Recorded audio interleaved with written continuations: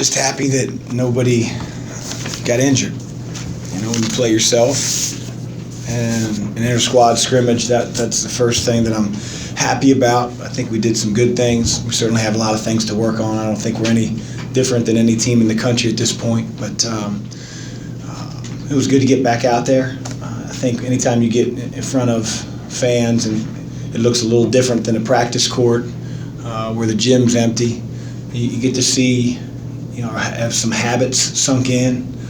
Do guys play a little bit differently with the crowd? And so, again, good things, bad things. We'll get better. I think Stephen Enoch was mighty impressive. You know, obviously he's going against a freshman, but Stephen's gotten a whole lot better. He's worked really hard this offseason. So, you know, with that, I'll answer questions. Mike's to you. Remember the questions. Coach, if you could just talk about Stephen's motor. It seemed like he played, you know, he was the only big guy for his team. It just seemed like the way he was going and then doing some things, passing out of the post and doing some other things that maybe he didn't do as much of last year. Yeah, again, I think that Stephen's improved immensely in the last year. His conditioning is way beyond where it was a year ago. He's worked really hard at that. I think he's gained a confidence. He knows he can face the basket. He knows he can put his back to the basket. I've wanted him to play with a high motor ever since he got here. Now, again, the trick of it is, can he be that consistent guy, you know, throughout? You know, there's going to be games where he gets in foul trouble, but I just think, like you said, plays with that motor, he's going to be tough to handle. And he's so skilled. You know, he can shoot the ball. You know, I think we're going to put him in position where our players aren't just standing around watching him in the post at times. Add some cuts, some screening action, so we occupy the defense away from him. He made a nice little pass, as you said, to Josh underneath the hoop. So, you know, all that's designed to try to make him a better player. But, you know, I said to one of the coaches beforehand, I said, man, can Steve go 20 straight minutes? And I think he did. It's pretty impressive. Jordan and Steven said earlier this week that practices have been really competitive thus far. Do you agree with that, and did you see that today, guys just competing, getting after each other? Yeah, I think they've been more competitive than they were last year. We have more bodies. If we had David and Malik, it would be even more competitive. You know, that's just part of being a deeper team. But I do like how our practices have gone. We haven't been perfect. We've had you know, some practices where we ended the day and I didn't like how, you know, we looked or how we improved from the day before. But, you know, we're going to try to make every day count. You know, some days we're going 2 a day. We'll have a secret scrimmage coming up, and then we'll have an exhibition game against a really good team. You know, we have to be further along this year more than ever with the fact that we're playing an ACC team to start things off. I guess the one thing I noticed, Coach, is the physicality. I think this team's a lot more physical. I mean, you know, they were really banging out there. Is that something you guys put a lot of emphasis on? We definitely want to be a physical team. We want to be a team that beats you up on the offensive glass. I don't think we were great. We want to be a team that limits teams to second shots, doesn't get any. You know, goes without saying they've been working hard with Coach Kettler. Our freshmen have, you know, some have lost body fat, some have, you know, lost weight. They needed to. Some guys have gained a lot of weight and gained strength. And all the way across the board, I think our players are invested in that weight room, and we need to be. You know, and I thought it's hard because when you're around your guys every day, it's like you're around your own kids. You know, I got kids, and you know, we'll show up to some place, and you know, a friend of mine will be like, "Man, your daughter's gotten inches taller since the last time I think she's always the same size." You know, so same thing with our guys. You know, I can't see the difference necessarily on a day-to-day basis, but that's good to hear. It means Kettler can keep his job. You mentioned with Malik out, how important is it for Steven just to kind of come with that and be that impact guy? Real important. Real important. You know, as I said before, with the added depth, when Malik gets back, when David gets back, we can play Malik and Steven together. I don't think we could do that a year ago, you know, based on, you know, personnel. This year I think we can do that at times. That won't be our main focus, but I think we can play a lot of different ways. But to have Steven be able to be as durable and in the shape that he is only going to help our team. Chris, talk about the progression of your point guard spot between Darius and Kimball this one. Yeah, I don't think Fresh played very well today. I thought Darius played pretty well. He had a few lapses, but to go 5 assists and 1 turnover for a scrimmage, I think the 1 turnover was on the break right there at the basket.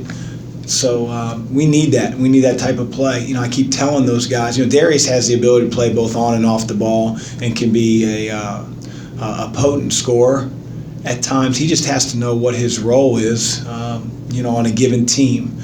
Who's he in the game with? What position is he playing? What's his matchup look like?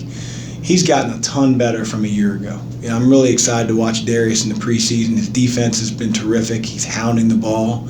And for the most part, he's making the right play and he's kept the same attitude. So Fresh has to be better. I thought, in terms of, he just didn't do a whole lot. 3 assists, 2 turnovers, didn't make a shot. He's a better shooter than that. First time he's played in the Yum Center, but we need him to be better than that for sure. Who are you looking to be like the main communicator, to get them to really talk to each other on the court? I don't know if there's one person. Malik has been a guy that you never have to worry about, his communication, although I worry about it now because he's out. So we have to do it as a group. And I think that you're always going to be dependent on your older players, your experienced players. They've been through ACC play. They've been in big moments. So our older guys have to do a better job and have to be held accountable to communicating for sure. I think they lost a little bit out of their oxygen tank throughout the scrimmage, so we got to get there. Did you like what you saw out of Jordan? I don't know if this thing on. Did you like what you saw out of Jordan today, and what's your reaction to the Player of the Year hype? Well, I don't think it's hype. He's one of the best players in the ACC. His reaction is the most important thing. Not how I feel or other people feel. How he comes to practice every day, the desire to get better in maybe areas that we've addressed with him so that he can become better. And so he wasn't perfect today, but I thought that he did some really, really good things. You got to get him out of the habit at times of wanting to gamble. For every one you get, you might give up another one. And so, that's our job as coaches. But he's a terrific player, and you can see what he can do behind the line. I think we have more weapons around him, so he's got to be a little bit more patient. But yeah, he should have a great year. Dwayne seemed like he was much more active defensively. I don't know if that was a product of just having to go against Jordan, but he got a couple steals out there. What do you see from him on that end? Dwayne's a cheater. He's really, really smart. So he knows what plays we're running and what we're looking for, and he can just sniff it out and act like he's not paying attention and capitalize on a freshman making an errant pass. But, I love Dwayne. I've said it from day one. He's a winner. We need to keep Dwayne fresh. I thought as the year went on, played a lot of minutes. He wore down. We are not going to let him do that this year, but he's a tough kid. He just he wins. Guess what? His team won the scrimmage again today. Coach, you kind of mentioned the fact that for the health of your team, you wanted to go with a 45-minute practice and then a 20-minute scrimmage. Just talk about, how you balance trying to bring that physical nature to practice while also keeping the team healthy and good to go. It's tough. That's a great question. How do I balance, having physical, competitive practices and, but I'm a big believer in then you either jump on one side of the fence or the other. You can't say we're going to be a tough team and have all fluffy practices where we just shoot the ball and nobody gets in the stance and nobody jabs a forearm in a guy's chest. So we're going to do those competitive drills. We're going to do rebounding drills with the bubble up and where the ball can't go in.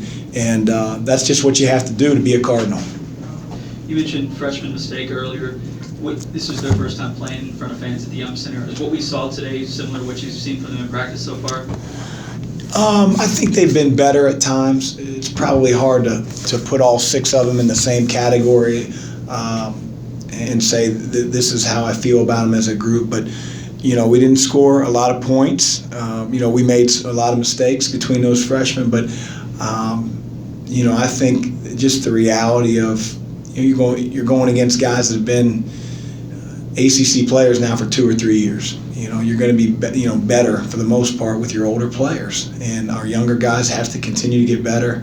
They've all had their moments throughout the preseason, and they've all had their not so good moments. So we just have to continue to get them better, keep them confident, and they're all going to help Louisville at some point. Some of those guys are going to be more impact guys on the front end than others, but each one of them are going to have their moments in a Cardinal uniform. I really believe that. We didn't miss on any of those guys. They just have to stay with it and know that this level, it does not come easy.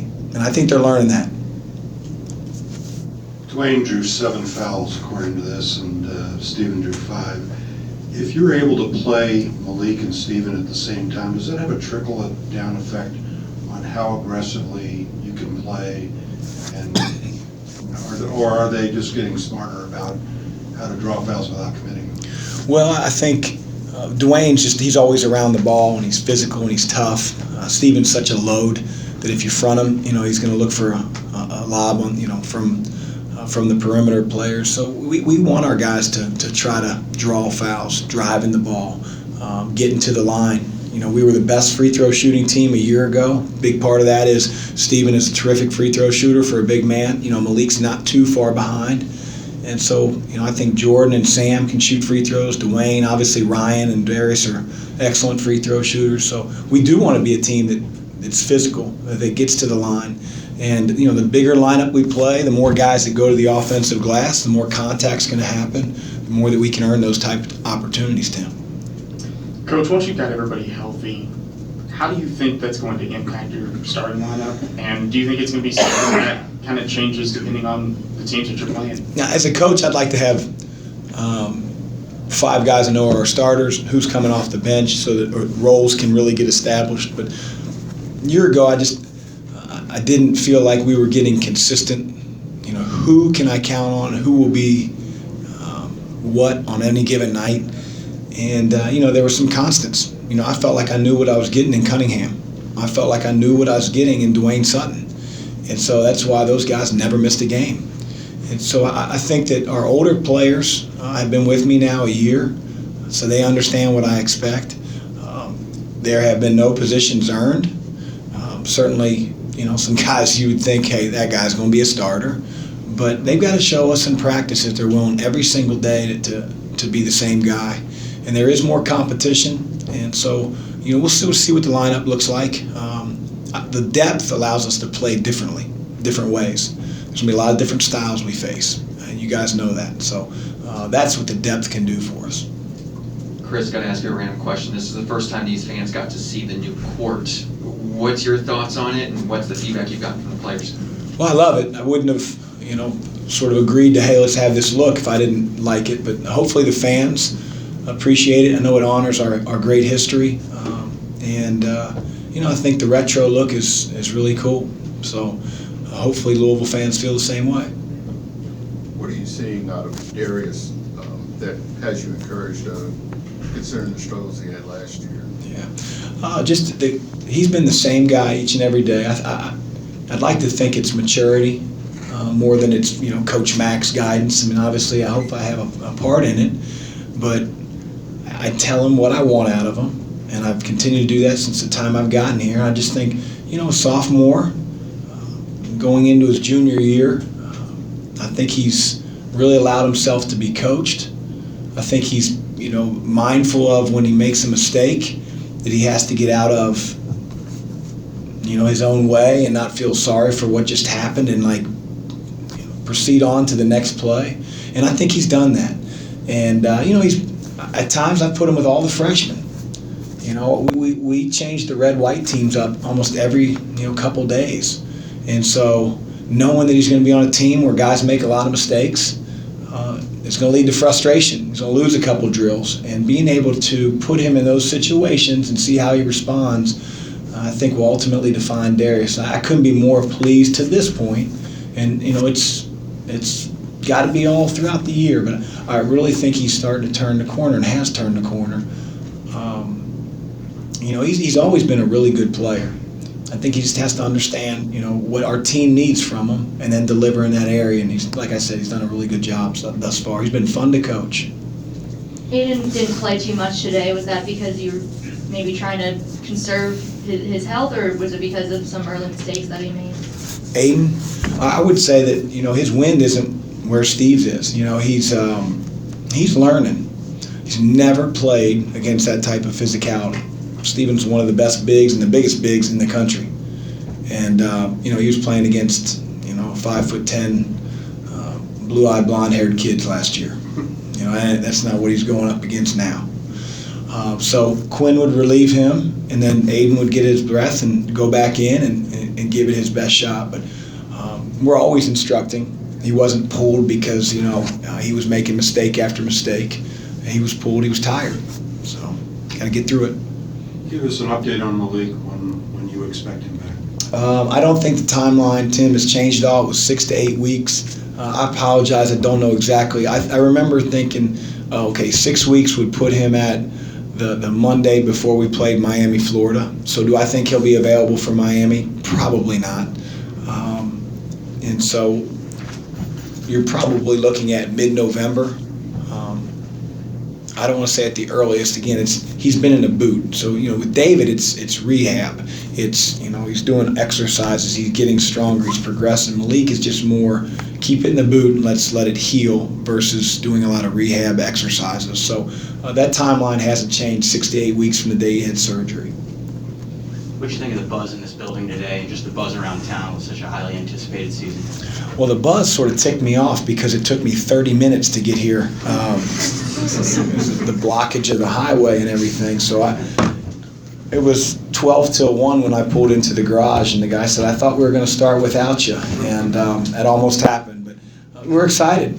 I hope fans are excited. We need them to fill the building and be passionate. I saw where Young Center was voted by the players in our conference as the best place, best arena to play in. I'm hopeful that's not because I think it's an easy W when they walk in here, but that we have, in my opinion, the best atmosphere and building in all college basketball. So it's exciting. Last one. Chris, you mentioned starting with Miami. What are your thoughts on the first game of the season being an ACC game? I'm not a huge fan. I know they had to figure out how to add those 2 extra games. I'm not here to, opine on, why it's not a problem. They have the same issue that we do. Only difference is they get to play at home. So we have to be prepared. And I don't think anybody in our league is going 20-0. Could be wrong. But the league is so difficult and challenging, and we just have to get our team ready to go, be ready, more ready than we were a year ago. We played Nicholls State in the beginning of the year. We didn't play very well. So that's why I'm thankful that we were able to do a scrimmage. And then, Bellarmine will give us a great test, a different test. And we have to be as ready as we possibly can be to go play a team that, has got a really dynamic point guard and a lights-out shooter on the wing and some young guys along with transfers. So it'll be a challenge. We know that. And we're excited to get the season going, but we've got a lot of work to do between now and then. Thanks, Coach. Thank you, guys. Again, we got about 19 minutes on the clock. Those of you that are around, if you just want to watch the clock, we'll reassemble back in here. I'll bring you guys in for you.